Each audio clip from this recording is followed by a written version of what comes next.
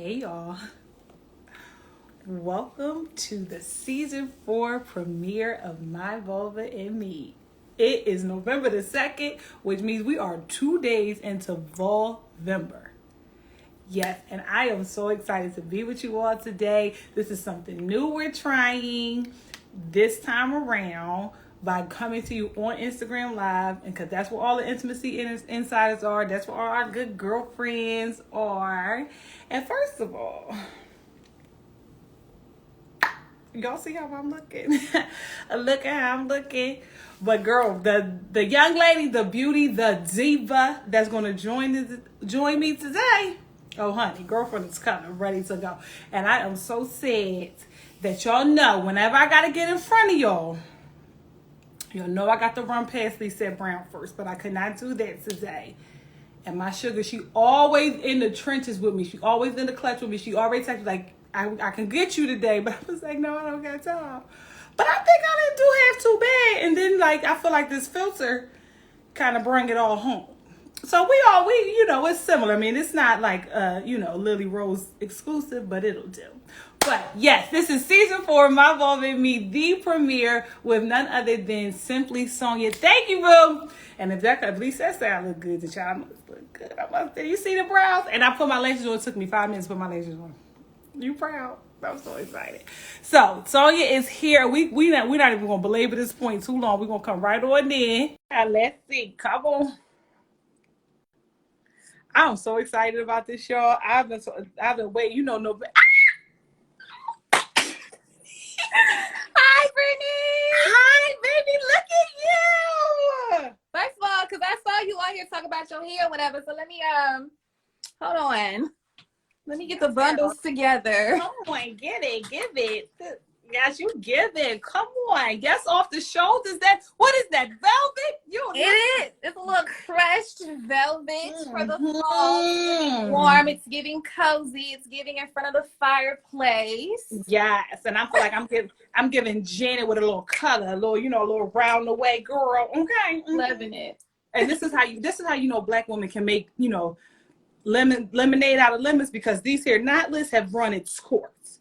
But our good girlfriends over on YouTube University taught me how to refresh my 2 front rows, tie this little thing situation up, and here we go, good as new, until I feel like taking these braids out. See, we're going to push the camera back a little bit because, see, I didn't have time to release the crust from my baby hair. Okay. Yeah, me neither, child. Let me hold on. All right, now we in it. We probably at the same dimension now. So when we move this over on YouTube, for those catching the replay over on YouTube land, how are you? Yes, so glad that you have joined us since you could not join us live. But yes, once again, for those of you just joining us, this is season 4 premiere of My Vulva and Me. For, by, and about black women. I said I'm not taking it to Facebook. I'm not going straight to YouTube. I'm bringing it right to where my girlfriends are, and that's right here on Instagram Live. But then we're still gonna let it live on YouTube because subscribers and watch hours. Okay, because. Okay, so those of you who y'all know the game, y'all know how we do them on over here on the Intimacy Firm page. We always open with the game, and then we will go into our questions, and we really just want to have a good old time. For those of you who are new here, we play our game, we open with our game, and we always love audience participation. So if you want to play, make sure you're putting things in the comments. Those of you who are on YouTube while you're watching this, and you're like, Brittany, what are you talking about? Come back over here to Instagram, DM me, and let me know, and I answer all your questions for you, okay? All right, so first thing out the gate, of course, this is the season premiere. We're going to play our home staple, Are You More Like? Okay. Okay? I'm nervous because your choices be having me thinking. Yes, and so we're going to start easy. Okay. And then we're going to work our way on up. Okay. So, when you wake up in the morning, first thing, eyes open, rise and shine, give God the glory. Are you a bunny rabbit or a honey badger? Okay, explain what is the metaphor? You know how bunny rabbits are, right? And you know what a bunny rabbit is, right? Is that like? I mean, not a bunny rabbit. You know what a honey badger? Yeah, honey badger and bunny. You know what they are? Okay, let me give you something. Let me bring it on home. Okay. Are you a house cat Okay. or are you an alligator? First thing in the morning. First thing in the morning, I'm probably more like, I have a cat. So I'm going to say alligator. You mean in the morning? Yes. All right. I'm like, do not talk to me for like the first 30 minutes. I don't want to have any like auditory conversation with you. Like we can have like a little look at each other like, what's up? Yeah. But you start asking me questions in the morning. Yeah, like that's one of the things growing up that my mom used to get so mad at me about, because she would come in my room asking me questions and I'm like, ma'am, not the conversation at 8 a.m. That's not what we're gonna do. Early. It's too early. And hey now, y'all in the comments, I see some of y'all. Somebody said no sound. I thought like you can't hear us. They was commenting off. I was nervous, child. They was commenting off of what you said. So Yes, if y'all are new here, this is a forced choice activity. You can't pick both. You have to pick one. I'm Chloe, Tamisha. One. Okay. Right. So all right, next. Now move it on up. Now you done got dressed, right? You done brushed your teeth, had your coffee, your whatever your morning ritual is, and now sound is allowed. Mm-hmm. When you're ready to go out into the world, this is one of our staple questions. You go out in the world. Are you a medicine cabinet or a file cabinet?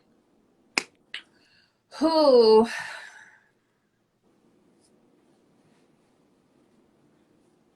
So I feel like one, you put stuff in, one, you take stuff out.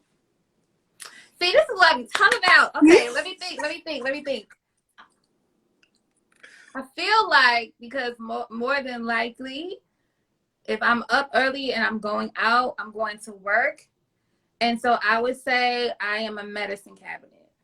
Okay. Why? Because as soon as I walk in the door, there's things that need to be fixed. Like I have to have the prescription to the problems that took place over the weekend, over yesterday when I was gone, the emails that piled up. So I feel like if I'm thinking the concept of me going to work, I'm definitely a medicine cabinet, because a lot of my job revolves around fixing problems. Okay. So, all right. Cool. All right. Now we're taking it up a notch. Okay. When you with your man, girl, this is bae. Like not like a situationship, little entanglement. No, this is for show, your man. Okay. Okay. Are you Pam or are you Gina? Oh, okay. Let's just put it out there. I'm single, but if I was in a relationship, mm-hmm. I'm gonna go with Pam. Oh, why? Because now that I'm older and I get to rewatch Martin for what it is, okay, in my adult eyes. For what it is. Okay, for what it is. Okay. That relationship was real toxic and we just, okay. Look, I feel like I'm Pam because I feel like Pam lives her life out loud. Like, even though everybody always gassed her for not having a man or whatever have you, first of all, she was more fashionable than Gina. Period. Okay, period. She had the jokes. Okay, period. She sang better, in my opinion. Okay. Did. And I feel like no matter what Martin or anybody threw at her, like, she was resilient. Like, she was like, I don't have what y'all have, but I'm good with where I'm at. Even in like her pursuit of like wanting relationships and things like that, she didn't let them shame her for wanting what she wanted out of life, and she always stuck up for herself, even if it was through a joke. And I definitely relate to that a lot more than me relating to Gina. And the reason why I say that is because, see, what I'm not finna do is, we finna go left, but what I'm not finna do, okay, is be nobody's mama or doormat. And we just gonna leave it at that. Yeah, and that's just that on that. And okay, so we will leave it as do with that as you will. Okay. As you will. Uh-huh. And all right, so now we're gonna go a little higher. Okay. When you think about this is the closing one to transition to the rest of it. Here's the higher one. Another staple. When you think about, two-part question, when you think about yourself as a sexual being. Okay. If someone were to purchase you from a department store, okay, I'm gonna switch it up though. Would they get you from the shoe department or the auto section? Ooh, Brittany, what the heck? And y'all watching, y'all thought I was gonna say grocery store or home goods. Y'all was ready with your answer. Now we switched it up. Yes. Okay. Shoe department or the auto section? I don't know. There's also two completely different stores. Target has them all. Target has shoes and jumper cables. Ask me how I know. Okay. Thank you for saying Target, not Walmart. That does make me feel a little more, classy. Oh no, you're for sure Target. I would never. Walmart never. Although my book is in Walmart on Walmart.com. I love me. Okay, thank you, Walmart. I feel like I don't know why I'm leaning towards the shoe department, but I'm scared to say that because I don't really know where you're going with that. I'm not going nowhere. Wherever you think it is, you think it is. Think about what you see in the shoe department. Think about what you get from the shoe department. Think about why people go to the shoe department. How does that relate to you as a sexual being? I feel like the shoe department, because the shoe department in Target specifically is somewhere I always check just to see. And it's like, when you see that one shoe where you like, yes, I didn't come here for, like, I wasn't expecting this, right? But now that I found it, I'm buying it. Like, I don't care what else was on my list. I'm squeezing this into the budget because I have found something that I need to have.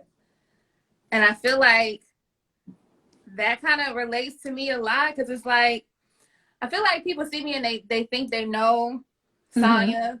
And then, like, there's a different intimate part of me that a lot of people, that only a few people know.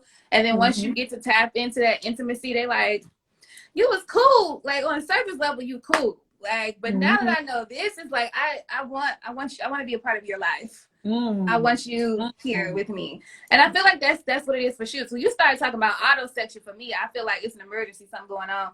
I get anxiety around car maintenance. So I'm good. Okay. I'm good on that. So then the second part of that is that when you think about your ideal partner, like the one partner that you feel like this is going to be my sex partner, my bumping buddy for life, would they come from the shoe section as well? Or do they have some auto section capacity, properties?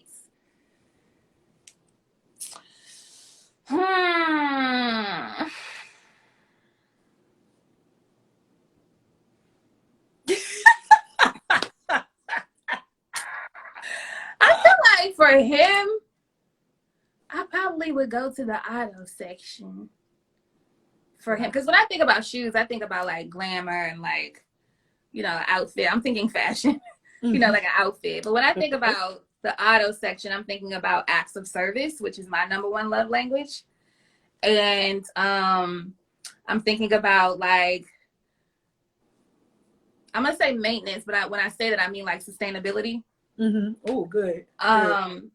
So, a car is something that a lot of people, well, back in the day, a lot of people kept their cars for forever and just did the work on it that they needed to do to make it be what they wanted it to be. And so when I think about my sexual partner, with any aspect of relationship is going to come with work over time, is going to come with maintenance over time. And so I just think of him in that way. Like, I want to be his pair of shoes that he just had to have, but then I want him to be like that sustainable thing that I know if I just care for it and get the maintenance done on it, it's going to last me for a long time. Get that little oil change. I get this oil change, fill these tires up, rotate them. He gonna be good. Don't hit no potholes. Drive with care. Okay. Literally. I love that. And thank you so much for indulging me in this round of Are You More Like? See, that was easy. It was fun. But see, I don't be going where you be going with your options. I be like, what you mean? That's how you gotta think. Because here's the thing: when we play that game, we do it so that people have more language to who they are and what they want, so that when they're talking to people and we come across people that have diverse communication styles or things or different backgrounds, you can find those common things. Like everybody's been to a shoe store, so you can use that to kind of unpack and like level set a little bit, so you can find that common ground where you're having conversations with. A lot of times relationship conversations, especially those beginning ones, get complicated because we can't find that common ground. And so these type of activities, you feel free to use these wherever you are, but make sure you let them know where you got it from. Okay. Yes. Okay. Vernique said she forget to get her oil changes. See, girl, you got to put the little thing on your car that'll remind you when you get to a certain mileage. Child, that sticker up there, I forget mine too, honey. Let me tell you, I literally did not get my oil change the entire pandemic. Like, it wasn't until the school where I worked at opened back up that I was like, oh my God, it's 2021 and I've not gotten an oil change all of 2020. Oh my That's God. The one thing my dad taught me, coming from a background of having all hand-me-down cars. They were like, this car gonna last you if you just get the oil change. So that's just the only thing I remember, like, get the oil change, girl. So I'm good. Yeah. Awesome. So let's go ahead and jump right in. If you are joining us, welcome, welcome, welcome. Or if you are just joining us, season 4 of My Vulva and Me. We started way back in May of 2020 when we were in the house, restless, stir crazy. So I was like, I'm gonna sit down and have a space, have some talk with my good girlfriend. Child, that done ballooned. They say if you want to make God laugh, tell them your plans. I was just trying to have something to do because I was bored on a Wednesday night. But no, honey, this done turned into 4 seasons and 2 books based on My Vulva and Me, for, by, and about Black women. You know, the first 3 seasons were amazing, from Get It From My Mama to Christ, Clits, and Culture to Do You Got McDonald's Money? We have discussed literally everything, and this season ain't no different. I had the opportunity to be on Simply Sonia's show a couple of months ago, and within minutes, I was like, girlfriend, you gonna do my job? Can you do my season premiere? Because our vibe is just like instant, and we just really connect. And her insight and love, number one, her love for Jesus, because y'all know I love a Black woman who loves Jesus, honey. Her love for the Lord and her unapologetic. We know we censor and feature Black women who are unapologetic in the way they do what they do. And we are not a monolith. We are coming all shapes, sizes, colors, backgrounds, ways of life, social economic statuses, and we are all lit in our own way. Sonia is no different. And here on My Vulva and Me, instead of me doing your introduction, I give the space for Black women to give their own flowers. So what I want you to do is a 2-part. I want you to introduce yourself to our folks and answer my first question is, what is the secret sauce behind being Simply Sonia? All right, beauty. So I call my audience beauties, and I know some of my beauties are in here tonight. So good evening, beauties. I am Simply Sonia, and I am a plus-size fashion and Christian influencer on YouTube and on Instagram. What I basically do is I teach you how to develop a relationship with God that builds your confidence internally so that you can then express it externally through your clothes, okay? So I use my experiences with being plus size, having low self-esteem, bad relationships, all the hoopla, okay, to teach you just how to build that confidence in yourself and love yourself and then look cute while you're doing that poop period. Yeah. And then the secret sauce to Simply Sonia, honestly, okay, and I'm not even trying to guess where I am, it's me. It's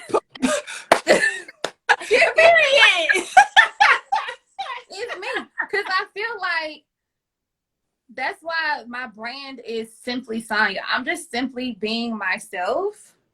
Can't nobody be me like me. I've had people try to copy me and the sauce was not present.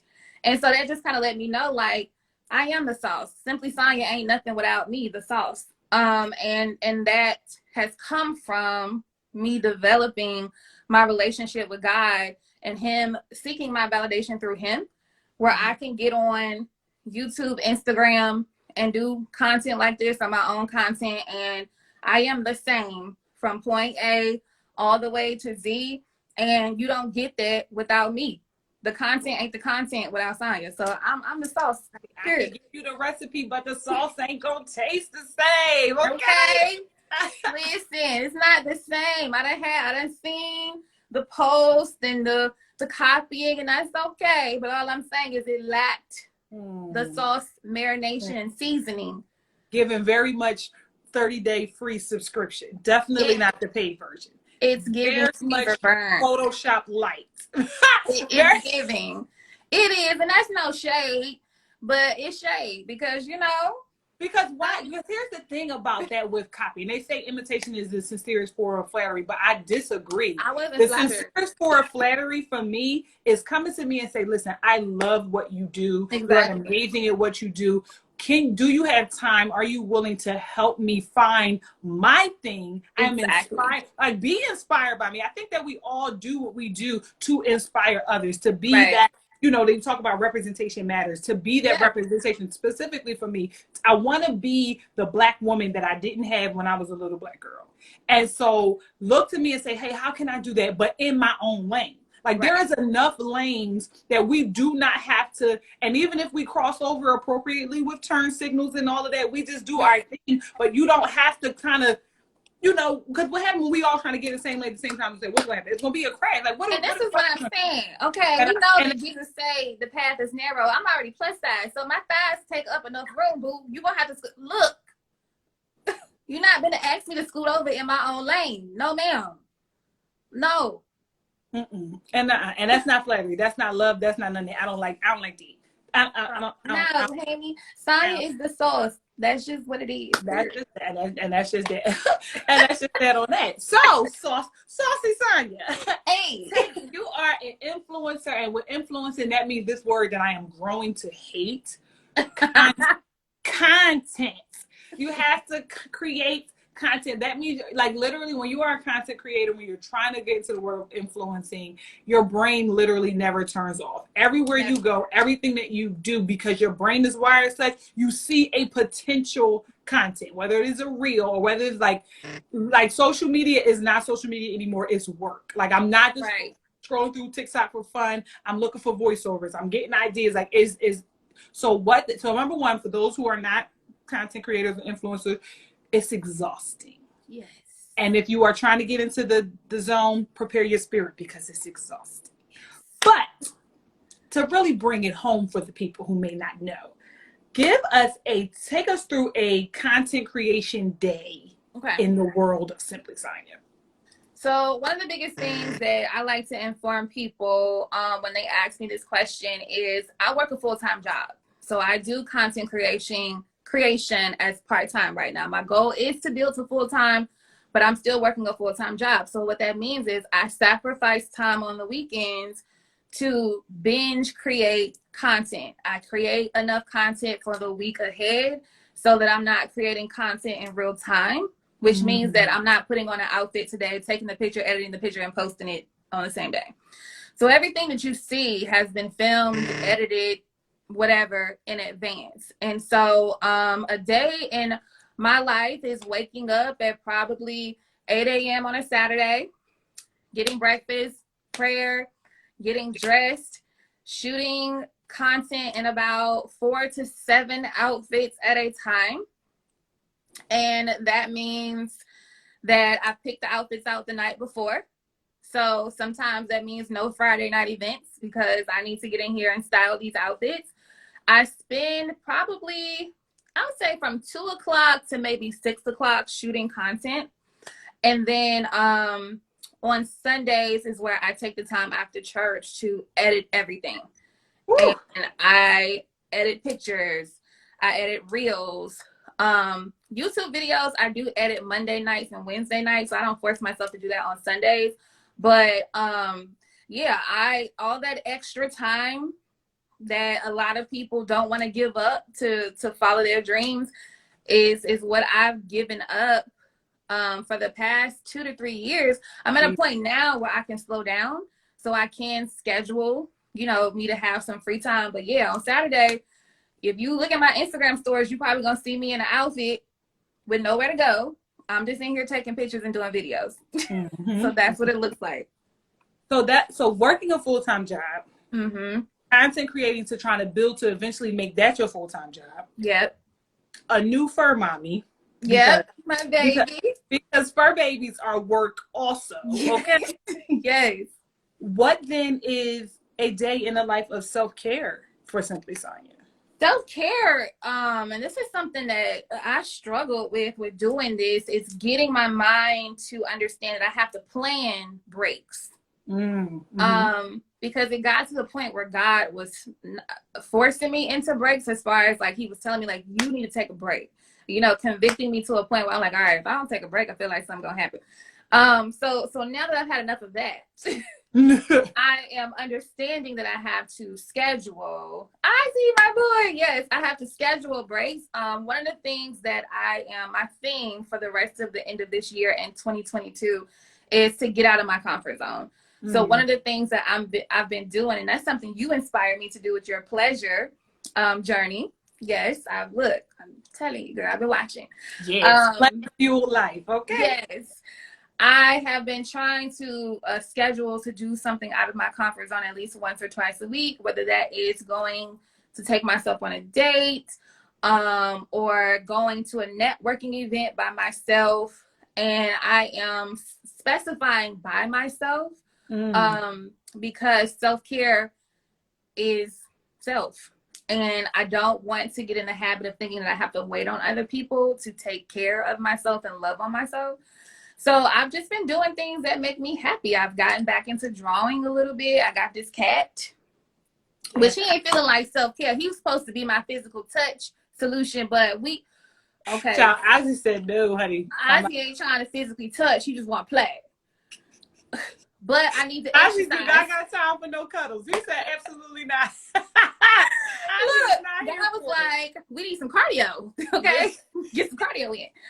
But yeah, so self-care for Sonya is scheduled. It is when I can fit it in, when I know that I need to do it, I plan for it in advance, I schedule it, and I hold myself accountable to my desires by making sure I don't miss it. Say that again. Hold myself accountable. Say that again. Hold myself accountable to my desires by making sure I don't miss it. Even things like making sure I'm present when I'm getting a pedicure and not editing content while I'm sitting in a chair, making sure that I am, just being in the moment and helping myself to just be aware of how blessed I am with whatever I'm doing. So yeah. How hold myself accountable to my desires is like, it's doing something for me, because then when I think about it, because we Christians, right? And we single, and we holding on to God's unchanging hand, and holding yourself accountable to your desires works as a guardrail as much as it is a bed of rest, right? Yes. And it's like it's an affirmation as much as it is a sense of a source of protection, because living a pleasure-fueled life doesn't mean I'm taking in everything, spending all my money. Buy that. If you want a girl, buy it. If you want to eat a girl, eat it. Because that's not what that is. And also budget, and also it means it's a authenticity in all of the ways, and even like you said with scheduling. Expect like that same mindset. Some people, when it approaches to sex, people don't like that. Like, it's not spontaneous, it's not real, it's this, the other, it's boring and all of that. But the reality of it, when you live lives like ours, working 2 jobs and all of that kind of stuff, if it makes the calendar, it's a priority. If you don't get on my calendar, then you might as well just forget, child. If it ain't in the phone or the Google, at the barely at the least written down somewhere, you might as well forget it. So if I schedule it, then I'm saying it's important. If I schedule it, then I know my phone is going to tell me you got to do this in 20 minutes. Google is going to remind me, and Zoom is going to remind, like whatever the cause. And it doesn't, we don't let it fall by the wayside, because ultimately, as content creators, as influencers, as Black women, we have people who we serve, who we pour into. And this gets, cheesy sometimes, but you literally cannot pour from an empty cup. God himself rested. And so in what way do you think that you are better or stronger or more equipped than Jesus Devontae Christ? I mean, he rested. And so when we think about rest, when we think about self-care, we think about the Sabbath, it's a holy space. You know what I'm saying? Right. Self-care, rest, relaxation is sacred. and it should be considered as such. Like the moment to take the deep breath and, like you said, take stock in all that I have been blessed with. It is not rest, and self-care should not be taken at a time to recover from, you know, yourself ragged. It shouldn't be like the way rest shouldn't be a reward for hard work. And what I mean by that is, so let's take it back to when you were talking about, oh, you want to eat this, blah, blah, blah. We have to understand that there's a difference between self-gratification, gratifying temptation, and self-care. Those are two different things, okay? So when you're telling yourself things like, oh, girl, eat this because you deserve, or blah, blah, blah, because you deserve, you have to ask yourself, okay, is this constructive, or am I just giving in to instant gratification because I want to feel good right now in this moment? And that, me and you have had that conversation when it came to sex. But then when I think about self-care, this is an intentional decision that I make every day. Even when I tell myself my affirmations during prayer, I'm safe, I'm protected, I'm loved, I don't have to go into the defense mode, I don't, you know, I tell myself these things. That's a part of self-care. I get a lot of anxiety when I get overwhelmed, so I purposely will make sure that I'm breathing out that anxiety. That's intentional self-care. And so I did see somebody put in the chat and it said self-control.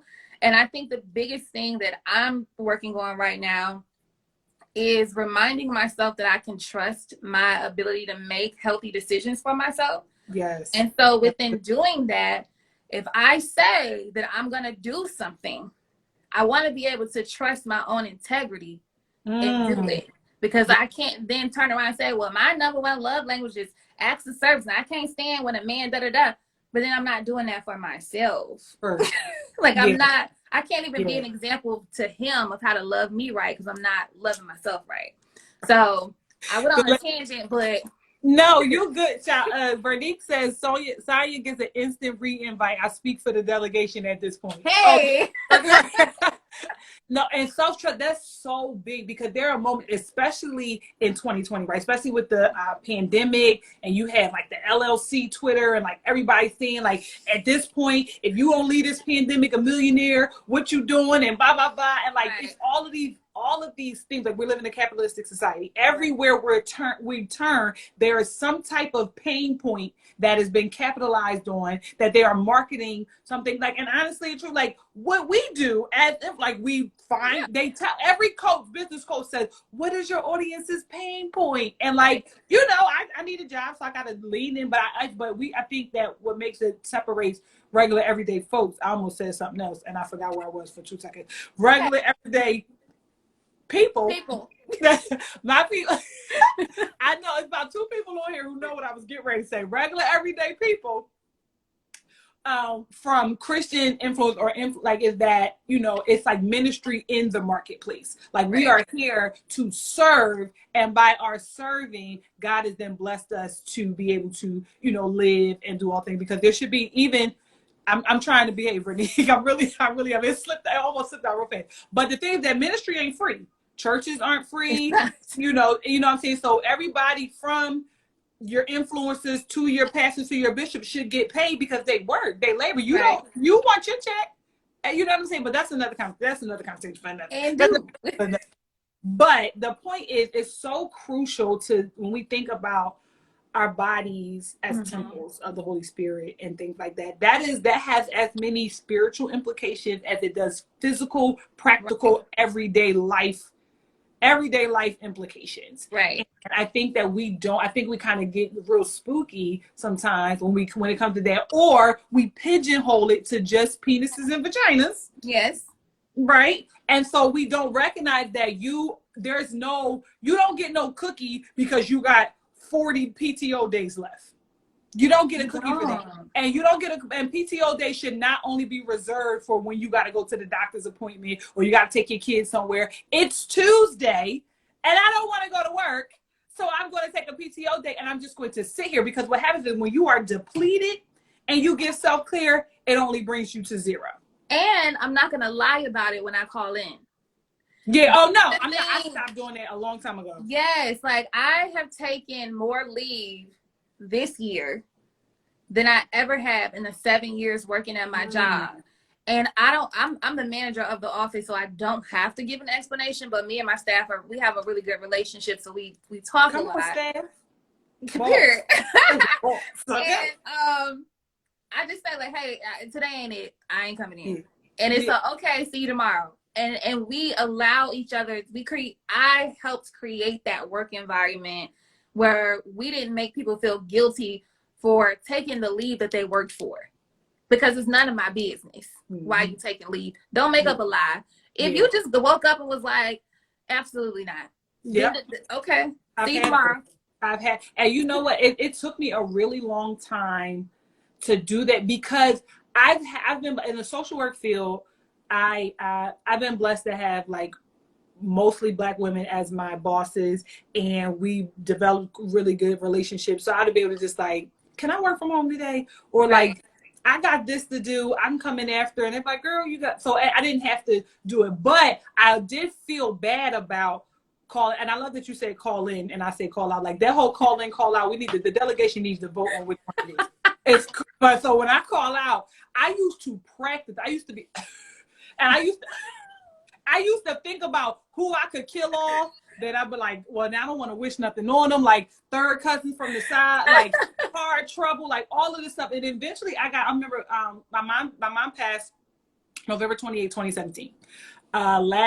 Before the pandemic, right before the pandemic, it was her weekend. And I don't grieve how, like, here we get ready to come again. Regular people grieve. And so it's different sometimes, but I do have my moments where I'm just like flat out, stereotypical, like crying and snot and stuff. And so this was one of those days. So I called out. I was like, yeah, I'm not feeling well. And feeling well is subjective. I was like, I'm not feeling well. And I really was, I feel like people today. So I'm not, and I come in. And so I went to work the day after, a couple of days. I think I called out 2 days in a row because it wouldn't lift off of me. Right. And so then I came in and she was like, you feeling better? Did you have to go to the doctor? I was like, no, I wasn't that kind of sick. It was my mom, the anniversary of my mom's death, and I just wasn't feeling well. And she was like, oh, but you said you needed a sick day. I said I did. And she was like, but you weren't sick. I said, ma'am, like, and so for then, like, she was dead serious and she was just a trash boss. But at that moment, I decided I'm not doing this anymore. I stopped, and it was just like something came over me. I stopped making excuses for calling out. I stopped adding like caveats in my emails. Right. Like if I know something to be true, I don't say, oh, it was my understanding that X, Y, and Z, or I believe, correct me if I'm wrong, but no. On Tuesday, you said, please see attached per email, per the correspondence below, because I'm not doing it like that. I don't have time to hold space for what you're going to think, because I was trying to be me and you and manage your response and then see what you're going to think about it. And I just don't have time for that. I really don't. And I think that's a lot of us would save ourselves a lot of just like heartache if we just, like, this is different. Like Black women, we always have to be show up just so. We got to perform. We got to perform brief. We got to perform. We got to be perfect. We got to do everything. When if we don't get a chance to just be. So heaven forbid just being in the bedroom. Heaven forbid just be like, imagine like the process of buying clothes or like picking a spank or worried about fupas. Like all of that stuff comes from this idea of what are they going to think about? Yeah. How do we get rid of it? How do we leave that alone? For me, I feel like, and I finished a 4-part confidence series in Ghetto Bible Study like a couple weeks ago. And the first part talked about facing the trauma that caused you to develop these limiting beliefs that you have. And I feel like a lot of us haven't really taken the time to investigate why we think like that in the first place. We're so used, like it's so natural, those thoughts to come to us, that we don't take the time to investigate, well, why is that true? Why do I believe that story? Because a lot of times we're just telling ourselves stories and we don't know if it's facts or not. Or we have fear based off of some trauma that we had in our past, that now we have associated that trauma to every other situation, and we generalize our trauma. And I always tell my audience, I'm not going to be your influencer if you just want to look cute. Oh.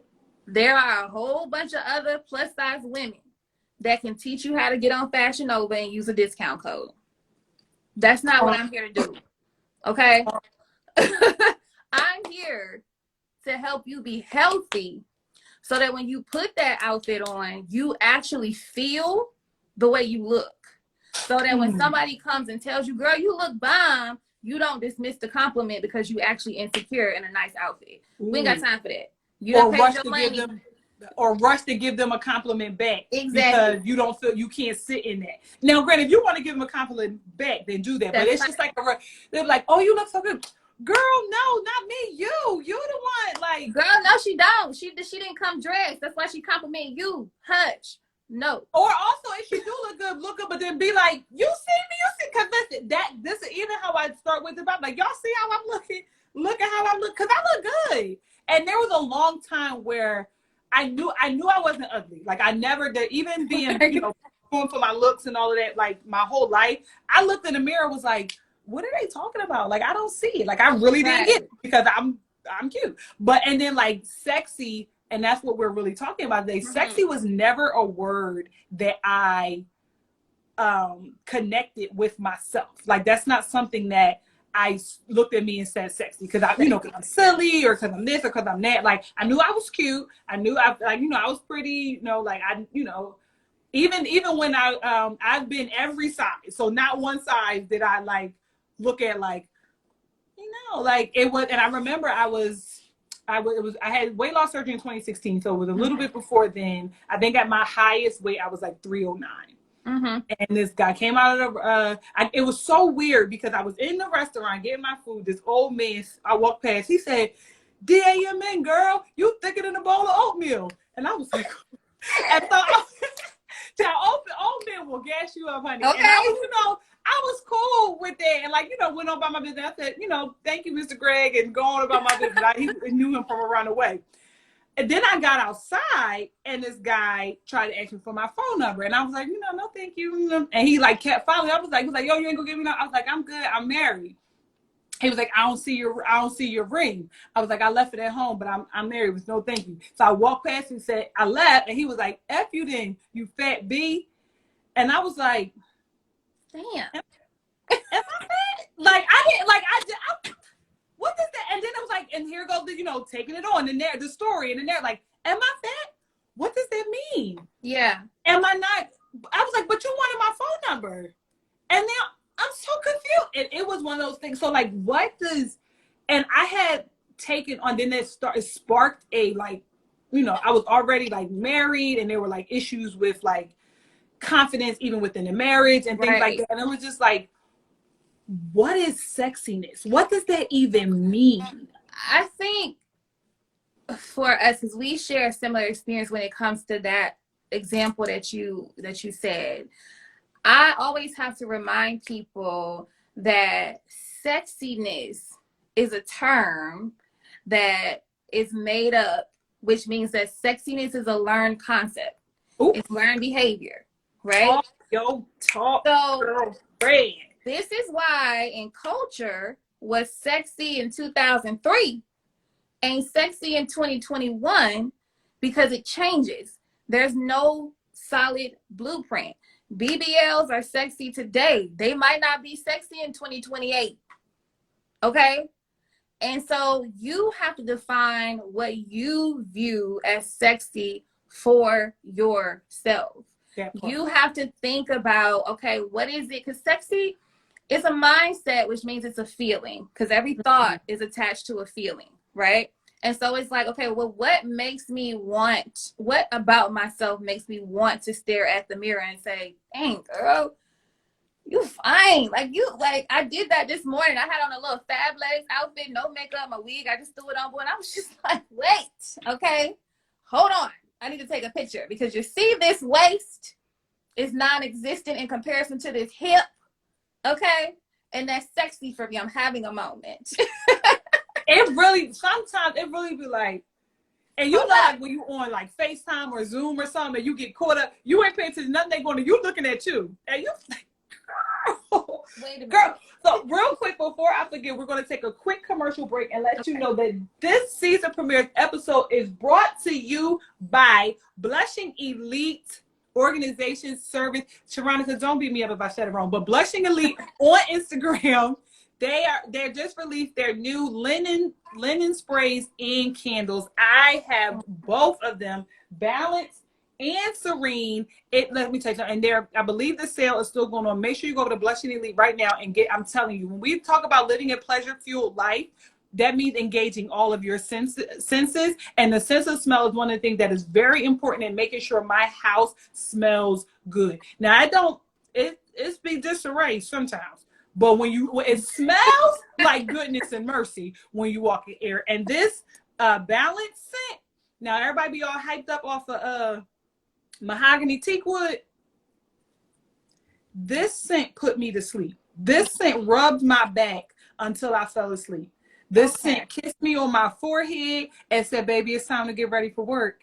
This one right here says, this smells like beauty for ashes. This smells like I've worked all my live long day and God said, rest my child. That's what this Serene smells like. But here, I'm going to just be honest with you. And I told Sharonica this to her face, which I ain't talk about her. This smells like the sin that so easily besets me. I'm just going to put that out there. So be mindful when you purchase it. Now, don't just be spraying it all willy-nilly like when you're ovulating and stuff like that, because text may be a little bit harder to fight when you smell this one here. But it is great quality. It has a good throw, so you don't have to spray a whole bunch, just a few, and it lasts for a while. These are, you hear that? Glass bottles. I mean, printed velvet, like collectible. Blushing Elite linen sprays. Thank you so much for sponsoring this episode of My Vulva in Me season 4 premiere. Now, it's so dead because now I feel some type of way. I done had a couple sips of glass of wine. She's talking about caress her back. I'm like, what type of back? Let me tell you something. I sprayed them she told me to spray it on my pillow and then right in the fold of my blanket. So then when I pulled it up, I said, oh, oh my God, girl, listen. I am obsessed. So now back to our regularly scheduled program. Say sexy and plus size. That's what we talking about. Mm-hmm. Is that a myth? So saved and sexy, people say that's not a thing. Mm-hmm. Plus size and sexy, depending on you ask, people say that's not a thing. But you are saved plus size and sexy. And is houseway. Because that's what I chose to be. And how do people help the people? How the saved and plus size people who like, how do I get sexy? The saved and not plus size people, how you be saved and sexy? That's what I made a decision. I was and I figured out what makes me feel sexy. I feel my sexiest when I can have on an outfit that shows my shape. And it doesn't mean that my body is out, but you can see the cinch of my waist and my hips. I feel sexy when I get dressed up and put on clothes and the outfit is fitting right and things like that. I also feel sexy when I'm doing this. Like, I feel sexy when I'm using my wisdom to help other people, because you never know what man is watching. And I'm like, in case he is watching, I want you to know that I have the wisdom from the Lord. Period. Okay, and if you want to have babies with me, your daughter, she gonna be good. She gonna be good. And I made a decision that I was gonna feel good about myself, especially while doing the things that I'm good at. I want to make sure that I am not just using my talents for, just for the sake of using them, but to make other people feel good and make me feel good. I mean, what's the point of having a resume if you're not confident in the stuff that's written on it? Like, I don't need to have accolades. What is the point of having a resume if you're not confident about the stuff that's on there? No, I want the accolades on paper to reflect my persona, my emotions, what other people, and I don't have to walk around saying that I'm sexy, even though I will. People already know. They like, dang, she got a little swag about her. And do you see it? You notice it? I know you see it. I know you see it. Don't get me singing. You know I cut up. But for real, and I made the decision, and it was my decision. I didn't let anybody else's opinion affect that decision. I didn't run that decision by anybody. I didn't get approval and validation from anybody. And the important thing that I did is I identified the people close to me that were probably going to have an issue with it. And this is why it's important, because you have to be proactive when you're making, I call them boss decisions like this. When you're making boss decisions over your life, you got to be prepared. So I mentally identified the people that was going to more than likely have something to say. And what I didn't do, because this is a mistake that we common do, is like, I already know she's going to say something, so I'm going to have a rebuttal for when she say something so I can say something back. No. What I did, I prayed about it, and I told God, I was like, I'm going to know that I've gotten to a point where I only need your validation when that person can say something to me and I don't even care to respond. Ooh. Because your opinion is not going to make me change my outfit. Your opinion is not going to make me change my personality and my persona. I'm not going to tone myself down just because it makes you uncomfortable. So there's no conversation that needs to be had, because these people aren't saying these things to have an understanding conversation with you in the first place. So why are you talking to them about it? You just come up in the room and do what you do. They're going to do what they do, and you do what you do, and that's just going to be that. I decided that I wasn't going to allow anybody to force me into explaining to them the decisions that I've made about who I need to be to live the life that I want to live, because it's my life. Yeah, that's good. And then again, I like when, for clarity's sake, it's about authenticity and confidence. And this is me, take it or leave it, does not mean I'm just going, if I'm trash, I'm gonna continue to be trash. And that's why I've been doing. That's why who gonna do something about it? Like, you know what I'm saying? Like, toxic behavior. Right. Who gonna check me, dude? That's not, we're not looking to give you permission to be trash, right?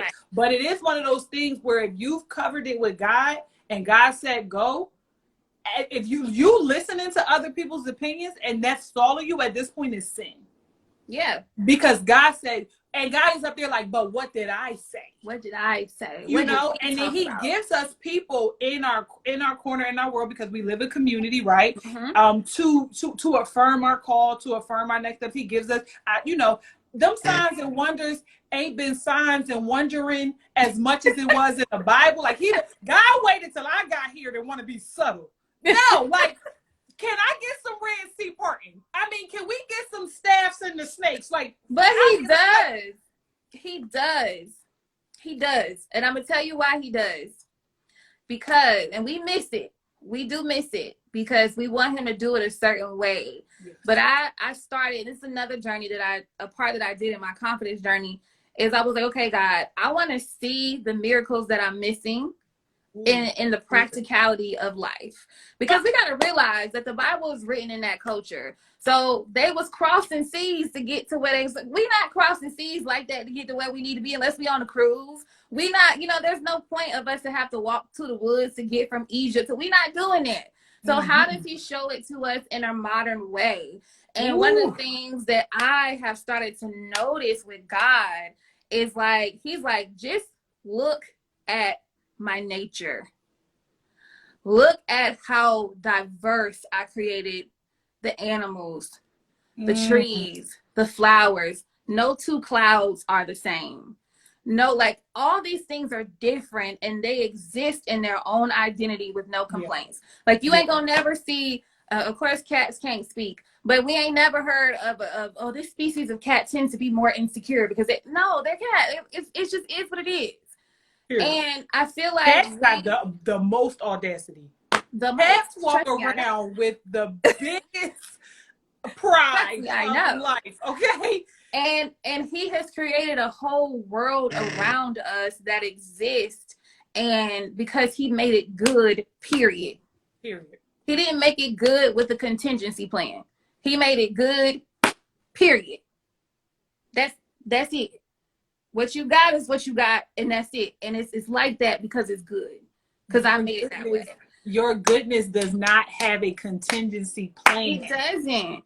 And so one of the things that I told God, I was like, Lord, compared to where I was mentally 5 years ago to where I am now, you done parted a sea for me that I had to cross because I was at a barrier for a long time with a lot of things in my life. And he has made paths.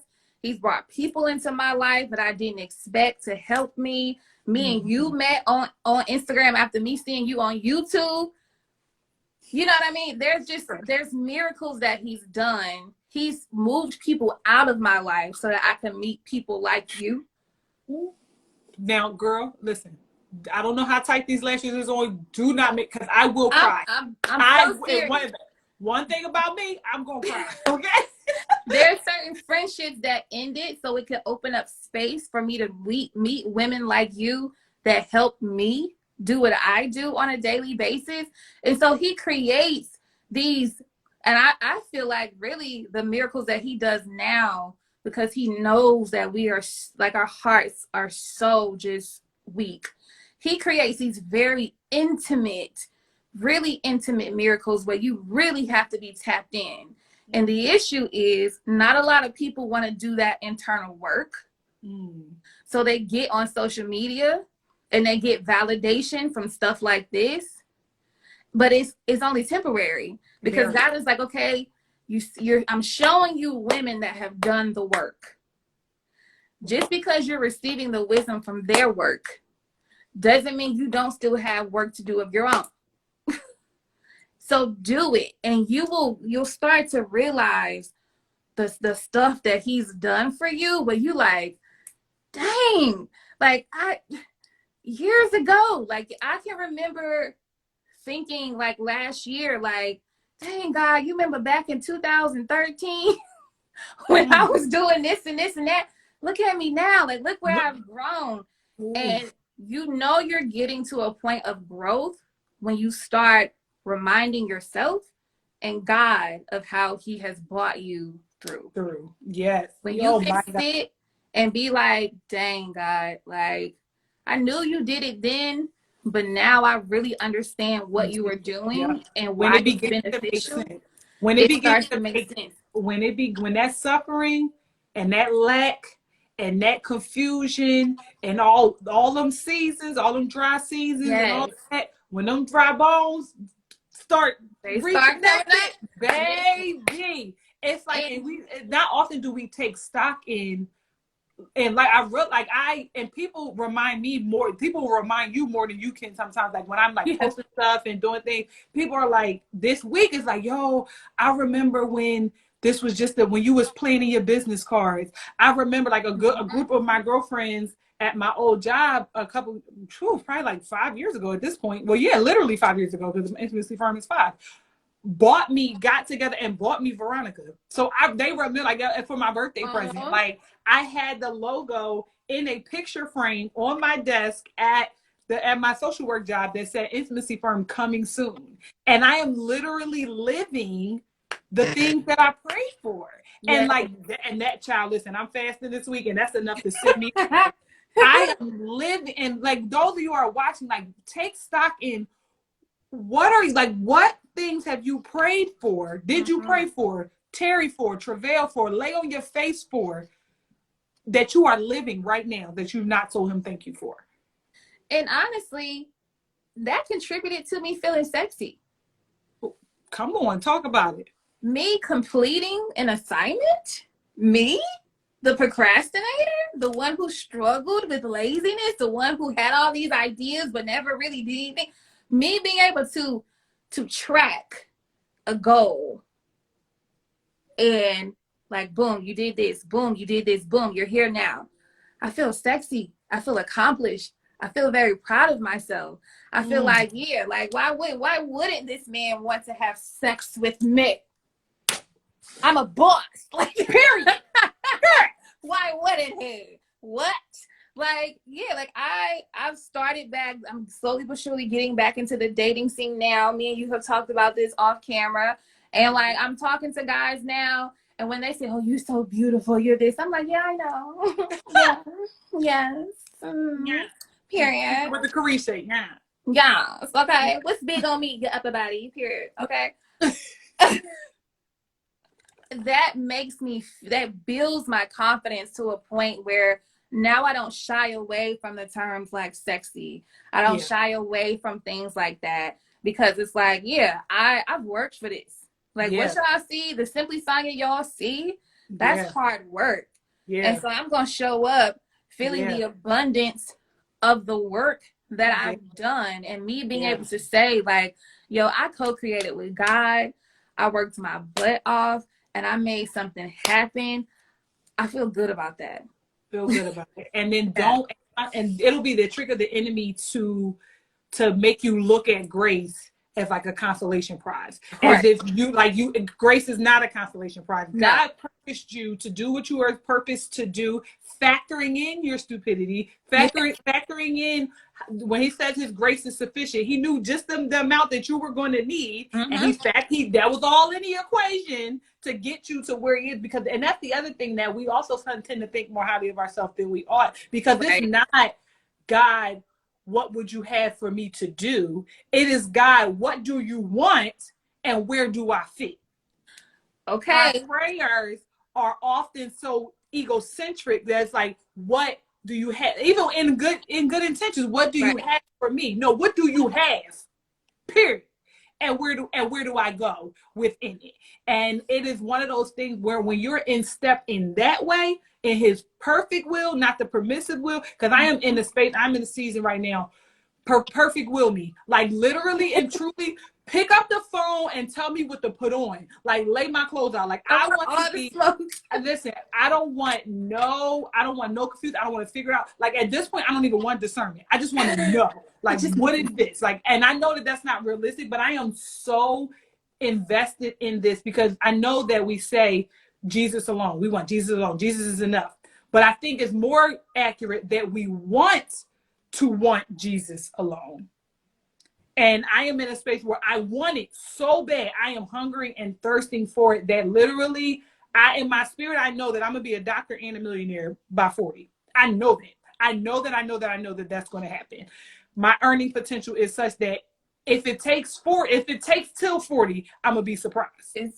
Right? And mark this, and when y'all watch this, I'm 33 years old. On January 14th, I can't do math. 2028, 2028, I'll be 40 years old and I'll be a multimillionaire. Mark these words, you're going to hear it then. But yeah, sure. But the thing is, if it doesn't happen and you see something else from me, God, let it be, because the thing that I've been through enough stuff that didn't kill me but made me stronger. I'm over that. I'm ready to I don't want to fight no more. I want to figure it out on my own. God, whatever you say, wherever you say go, I'll go. Whatever you say do, I'll do. Yeah. Whatever you want me to leave on the side, I'll leave on the side. Now, God, when they 666 in the color of special dark, this color, it's hard for me to leave them on the side.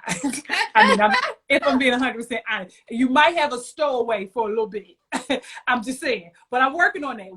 He ain't quite yet delivered me. Listen. You know what I'm saying? But I think that we can get the confidence, the sexiness is rooted in authenticity, and it's rooted in not trying to jockey for position. It's rooted in not being something that God didn't call you to be. It's rooted in telling the what is it called? The one that the understudy. Tell the understudy, the representative, they could go. Sorry, I'm here. God, you're the star of the show. God cast you in the position. If he wanted somebody else to play the role, he wanted you to be somebody else, he would have wrote it different. He wrote it how he wrote it because he wanted you to do it. And I think that's important to remember, because every woman that I've talked to when I do these things who are passionate about what they do, they didn't ask for this. I wanted to be a lawyer. Okay. I thought I wanted to be a marriage and family therapist until I figured out I had to talk to people all day, every day, and I don't want to do that. Okay. Meanwhile, on Instagram, talking to people every day. And here I am. But I've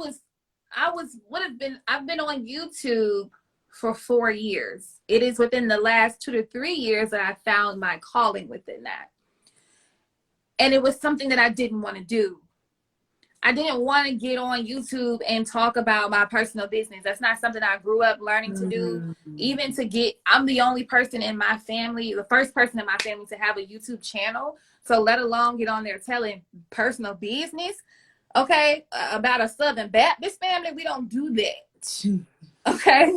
And God challenged me. And I think what I'm seeking after right now is the challenge in my faith. Because I'm excited to track my growth. Oh, good. Like, I'm excited for me to be like, I call God Papa. Most of my followers know I call him Papa because he's the dad that I didn't have growing up. Okay. And so I'm like, and I treat it like that. I treat it as a parent. Think about when a dad is teaching their son a sport and they get to watch their child or their daughter watch their child get skilled in that. That's what I'm like, oh, Papa, like, remember when I said I want to get better at this, and then you did this, and then I did this, and now I'm better? Like, that is what I'm seeking. I've been praying and asking God for diligence and discipline, and God gave me a cat. And in the first week, I'm waking up earlier. I'm on a better schedule. I'm cleaning the house more. I'm getting more organized. He'll use the foolish things, okay, like a cat. To get you together. And those are the things where it gives me that drive and that push to be like, all right, that wasn't as bad as I thought. I mean, it was a little shaky. I ain't gonna act like it wasn't a little going out. But we got through it, and I feel like my relationship with God grows more from month to, I can literally track what I learn from month to month. Because I told God, I was like, just challenge me, Lord. Because if you ain't gonna do it, you know I ain't gonna do it. So just challenge me. Just make it to a point where, like, I have to get this in order for me to be who you need me to be, so that I can help these people. So let's just go for it. I literally envision myself in a boxing ring. I envision Jesus buckling up my boxing gloves, and he like, all right. And I'm like, okay, let's get it. Not Jesus being our corner coach. Not Jesus being the corner coach. You know, we ratchet from, you know. Yes. I told the Lord, I was like, okay, we're not fighting in the street no more. Can I fight in the spirit? And he was like, that's exactly what I want you to do. I said, well, give me some gloves, coach, because I'm here. Put me in, coach. Wow, that is so good. Tracking your faith is so good. And you know what? I mean, if I'm gonna be 100% honest, because over here, you know, the intimacy firm, my both of me, we're very authentic and honest. I don't know if I'm in the challenge space just yet. I want the awareness, like uncover some things, you know. But search for your God, you know my heart, like that kind of thing. And he does, and so he does. But the try me part, I like the beginning of that. Search me, God. You know my thoughts and my heart. But that try me and see if there be any way. I don't like that part. We ain't there yet. We in the A clause of that scripture. But you might be the type of person that can just learn off of the intimacy. Oh yeah, because I don't like getting in trouble, and so I don't like being in trouble. Yeah, so see, I have a little bit of that, and then I also have a rebellious spirit. So I get the awareness through the challenge. He's like, "Now I done told you," and I'm like, "Okay, all right, what we finna do?" Because I respect the discipline. That's what I get excited. It's crazy when I say this to him, and me and him both kind of laugh with each other. But I'm like, Lord, I respect your strategy and I respect your discipline, because I'm always coming to God as his daughter. And one of the things that I would have loved to have in my life was my father's direction and discipline. That's good. And so I look to God for that. And so when he's like, all right, I'm not going to baby you, but if you keep playing, I'm going to get on you. And I'm like, oh, God, okay. All right. What you want me to do? What I'm doing? You want to play with fire. You like playing with fire. And you know, it's so good. It's so amazing to hear that someone who didn't have the father growing up or the father figure in your life can embrace Abba, Abba Father in that way. And I know me being one of them, like so many women who also didn't have a father, but struggled to see God as father. Like I struggle very greatly to, rest in the lap of the father, like to run to, like I don't like being in trouble. So the thought of him, like very much Adam and Eve, when they heard God coming and they hid, oh no, that's me, I'm hiding. I was like, oh, he got us. I ain't mean to do it. Like, child, how my kids get when I'm getting ready to get on them, that's very much me. I don't like being in trouble. And I be like, and I know I talk to him, but I be like, man, he ain't even trying to hear from me right now. Like, cause I'm not, and I don't like that. And it's hard to see, like, grace sometimes is overwhelming. Like, that kind of unconditional love is like the strangest thing. And it's just like like low key, he like, hey, yo, bro, I'm not one of them. And I just be like, he like literally this last 2 weeks. And matter of fact, that's gonna be my hood text on Sunday. That's good. Okay. He like, bro, I'm not one of them. And I'm like, you not though. But also he like, I said what I said. I like stop carrying me like I'm one of them. I ain't do like, and like he start pulling tapes. Like, when you needed this, what I do? When you was going through this, what I do? At what point, what evidence do you have that I'm not gonna come through for you? What evidence that you have that I'm gonna cash you in? What evidence that you have that I'm gonna leave you out high and dry? Not a one. So who you I mean, what you talking about? Like, who you treating me for? Like, low key, like, God, like, you calling out the wrong name, because that ain't me and I ain't him. And I'm like, I think for me, like, if anybody is on the call who didn't grow up with a parent, whether it's a mother or a father, I just started, God gave me the permission. Let me say this. He gave me the permission to treat him as the parent that I wish that I had. Ooh. So I sat and I was like, okay, what are the things as a little girl that I wish I had gotten from my dad that I didn't get? And so it's, of course, that daddy-daughter relationship. It's being able to go to him. Again, one of my biggest love languages is acts of service. So having him there to help me and be a provider, having the discipline when it came to my relationships with other men, teaching me discipline and balance, work-life balance, things like that. And so I sat down and I talked to God about that. And I was like, that's what I would have liked in my biological dad. And you know what God did? He said, well, when you were this age, I did this. When you were this age, I kept you from getting shot up at all them hood parties you wanted to go to. I always gave you dreams about the men that I didn't want you to be with. I always provided for you here. I provided for you there. I did this. I did that. He's like, so I've been that. And I was like, so you mean to tell me you've been my daddy this whole time? And he was like, precisely. And so once I got that, I was like, oh, well, then you my papa. Like, now, okay, I get it. Like, now I can allow you to be the father that you've been, that I didn't have. And so now we definitely have a daddy-daughter relationship where it's just like, okay, papa, I'm having a day. And he's like, yeah, get over your feelings. Let's go. Come on. Jesus, that's so good. So we're at 9:15. I want to try to wrap us up by 9:30. So I got just a few more questions. There's 4 more questions to be specific. Okay. As a public figure, what is something you've heard about yourself that is unequivocally untrue? I saw this question. I was like, I don't know if I've heard anything about myself that's absolutely untrue yet. I know it's coming. Oh, well, yeah. I did have a troll on YouTube tell me that I was desperate for my best friend's husband, who is my brother, because I didn't have a man. Because our relationship is so close. The 3 of us are so close. And so she was uncomfortable off of the video that she was watching about our relationship. And so she told me that I was trying to get my best friend's man, even though that's my brother. Yeah.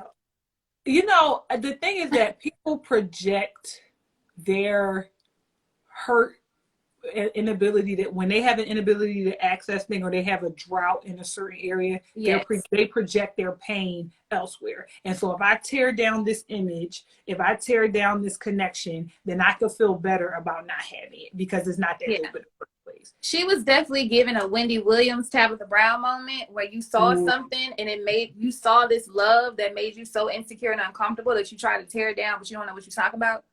Type situation.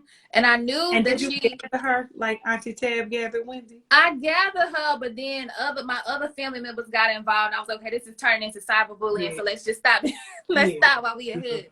But I did gather her, and even with me trying to be nice at first and say, hey, like, no, that's my brother.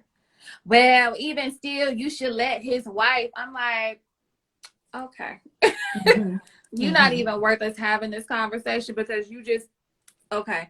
And so, yeah, that made me realize, it made me realize two things. It made me realize that when people make a decision, when they have developed some sort of truth that they want to stick with, the real truth don't matter. Yeah. And then for two, it made me realize how much I want to protect the people I love on my social media. So now I'm very careful about putting them up there because a lot of my family ain't got no sense, child. They be done pulled up on somebody. We ain't got time for that, okay? We trying to stay out of jail. Look, keep y'all on social media. Okay, so and another similar question. What is a personal critique that you've been given that you didn't really like, but is absolutely true? So it wasn't, this person didn't say it to me directly, and it wasn't about me. She was just saying it about Christian influencers in general, but it convicted me. She was saying that a lot of Christian influencers preach or give ministry from opinion and not the word, and that you need to make sure that you are just talking about the word for what it is. Don't have an opinion or a story that you want to tell and then try to find scripture to apply to your opinion. Make sure that you're practically teaching the word. And when she said that, I was like, I remember some times where I've taken it upon myself to speak about a topic. Okay, this wasn't, God didn't give me this. I led myself to speak about a topic. And because I wanted to be right, I went and tried to tweak scriptures. Ooh, eisegetical. To go with this topic. And mind you, that video didn't even make it out on YouTube because the video wouldn't save because the Lord knew better. But when she said that, I was like, okay, moving forward in my Christian content, I'm going to make sure that I take the time to, for one, ask for God's guidance in the word and actually study the word so that I understand the practicality of it. Yeah. And what I'm talking about. So that's good. That's actually really good. And also, like, really make sure you know what you're talking about, especially when you talk about people's sex lives, child. You need to get out that Bible, that concordance, child, the original language, all translated. Honey, and that's really a large part of why I went to seminary is because it's like I know sexual health. I know the science behind it. And I know what God has said to me through his word, through my personal devotion, but having an apologetic for it, being able to hermeneutic for it, because I know it's there. Being able, but me knowing that it's there here and being able to articulate it and really walk people through it, because again, it's still ministry, it's still discipleship in some way. To like, that is where sexual emancipation is going to happen, when I can really match what I'm saying and give them the text, like, listen, this is right here, because then they have something to wrestle with at home. They have something to take to their leader and say, hey, this scripture says this in the original language, this word means this, and this is where we got this from. How do we sit with that in their, whatever their context is? It's just, is my pastor says this all the time, we have to move away from telling people what to think and teach them how to think. And that is the weight that I carry, because particularly as it relates to sexual health, I can't just give you something for you to regurgitate. Like, you gotta get it in. And that's what ministry should be. It shouldn't just be behavior change. Don't do this, don't do this, do this. It has to start with knowledge change. Yeah. Because the only way you're going to get good at making the righteous behavior a skill is being able to think like that in the first place. Let this mind be in you. Yep. That is also in Christ Jesus. Repentance. Yeah. A change of mind that results in a change of behavior. Cognitive behavioral therapy. Align your cognitions with your behavior. We all connected. Okay. Second to last question. Okay. To leave this world, having left your mark on the world, what would the world be like thanks to you? I feel like the world would have a lot more young Black women in it who were just apologetically themselves. Mm. Just women who were confident, not arrogant, confident who they are and proud of that because they are different. Yeah. And women who have a practical relationship with God that makes sense for their lives and their families, and women who have developed the skills to be able to pass that down from generation to generation. I would love to leave this earth empty, knowing that I have, to the best of my ability, vanquished that question or that statement of, if I had just known better. If I just had somebody that could have told me this and this and that. That for my audience, whoever God ordains to be my tribe, that I didn't just expect them to do better because they knew better. I gave them the knowledge, but then I also gave them the steps to implement. Yeah. And because they've done that, they broke generational cycles, and they've taught their kids how to break those cycles. And it's just a ripple effect down through generations. That I could leave this earth happy knowing that. That's awesome. That's so good. That's so good. And that's like, that's discipleship. Yeah. That's, I'm teaching you, I'm equipping you, and that's you give a man a fish, he eat for a day. You teach a man a fish, he eat for the rest of life. All of that. That's God saying, I'll make you fishers of men. Like that's the Great Commission. Go ye therefore. All of that, that's all of that wrapped up into one, is that because it's not just about us. And as it relates to us specifically as Black women, we are literally all we got. Yeah. Like it's us. It literally is us. And everything that we do, every success that we get is clearing a path for someone behind us. And we should not despise that responsibility. I had my moments where I'm like, God, why does it have to be so hard? Like, why is this our lot in life? Like, you know what I'm saying? Like, you know, this whole be of good cheer, for you've overcome the world, and you know the wealth of the wicked is stored up for the righteous, and all this other. But it almost seems like our fairer skinned brothers and sisters, they get heaven on earth, and they get to go. They say they get to go to heaven. They get heaven twice. How's that fair? And like, but so I've learned to stop asking that question because I get upset about it. But I just know that whatever I can do, however he's sharpening me to be used as a tool back in his hand if one little Black girl don't have to go through what I went through. If the statistics for that 1 in 4 Black women will be sexually coerced before their 18th birthday, if we can do something to bring that 1 in 4. Did 1 in 4? Do you know that 1 in 4? That literally a quarter of Black women are going to be coerced. Black women make up most of the sex trafficking, human trafficking. Black babies make up most of the foster care system. Black mothers die, I think it's like something like 3 times as much in childbirth. And like they literally are not here for us. So my vulva in me is just it may be a drop in the ocean but it's my small way to bring people like you to the forefront in my little platform, to say, hey, there's more, there's possibilities. I did it, you can do it too. And that is what my vulva in me, particularly this volume 2, Letters to the Little Black Girl Inside, which is available for pre-order now on Amazon and my website.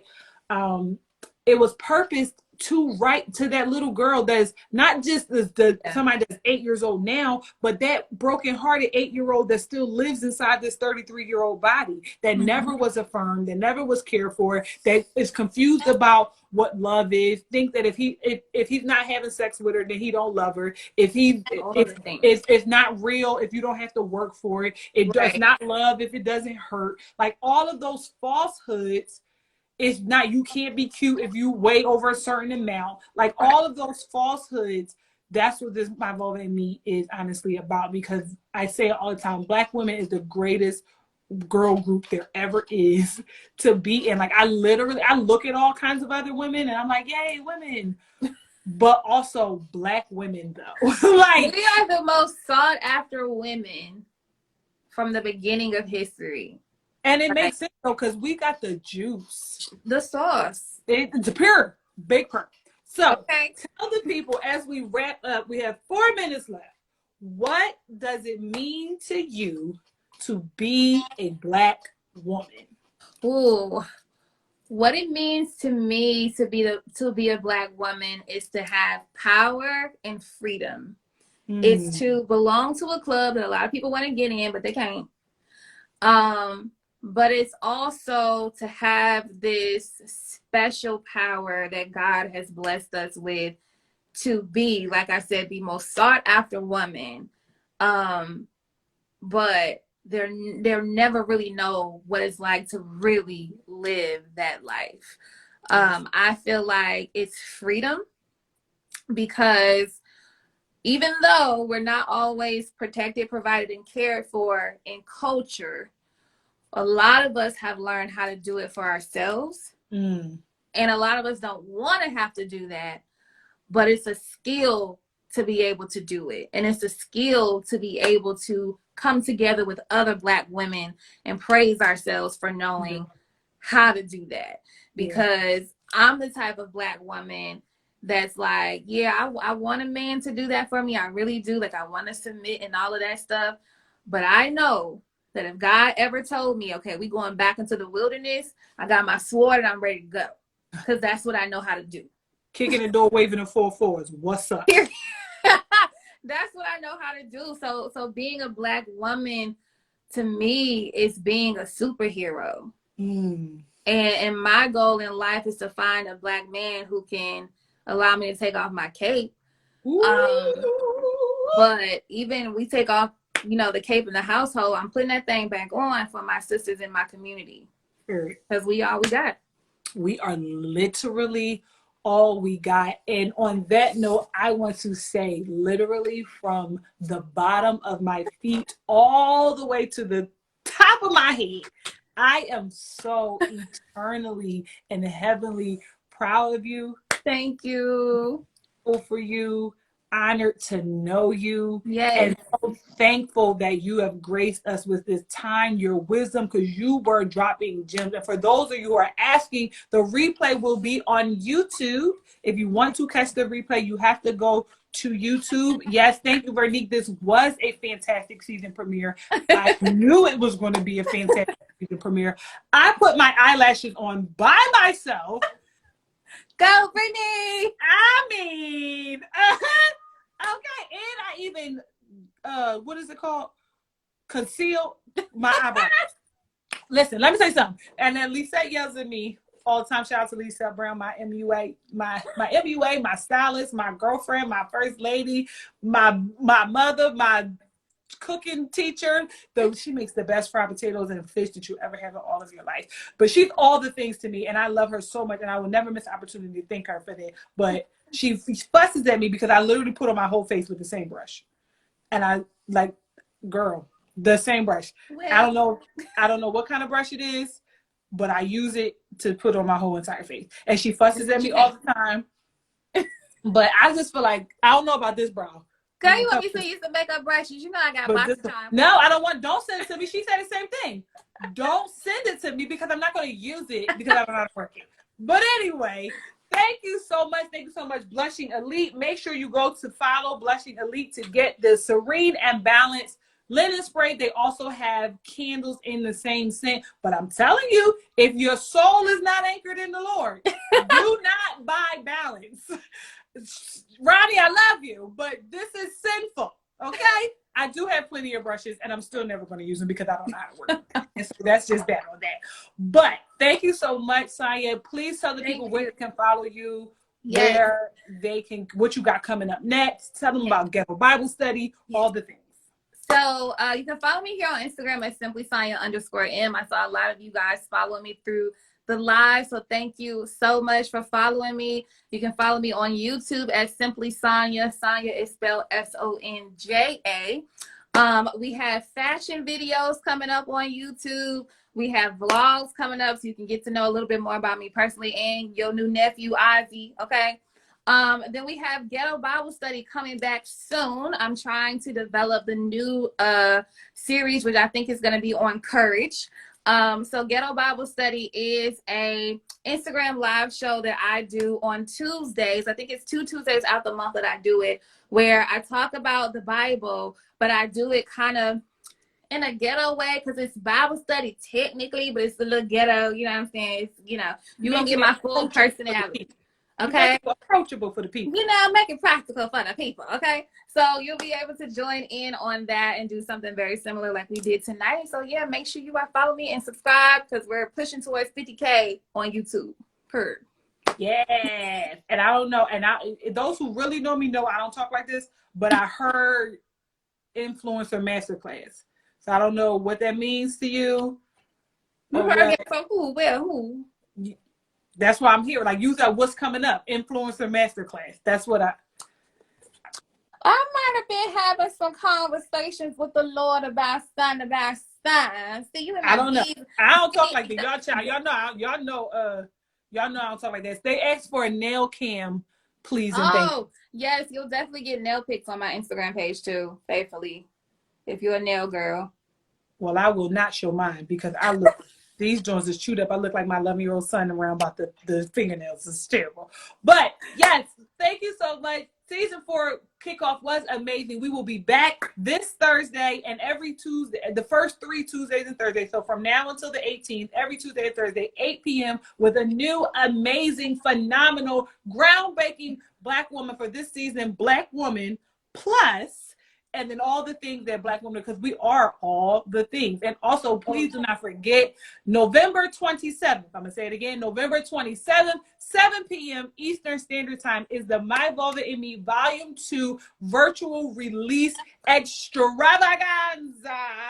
Of course, we will have our pre-show by none other than Brandy Briz Grove. Okay, Briz and the Revival will be having our opening music, opening fun, and she is the writer, composer, and voice behind My Vulva and Me.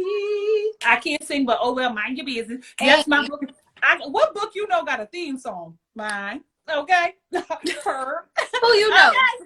Yeah, so join us there. Make sure you catch it. It will be live. That will be live on YouTube. And make sure you join us here. If you want to catch the replay, it will be on YouTube probably tomorrow because I need to figure out how to do it. I'm not that good at this yet, but we'll see. We will see. Thank you so much for joining us, Sonia. I can't say thank you enough. You my shorty for real. Okay, taste you later, girl. Okay. All right, everybody, signing off. Bye.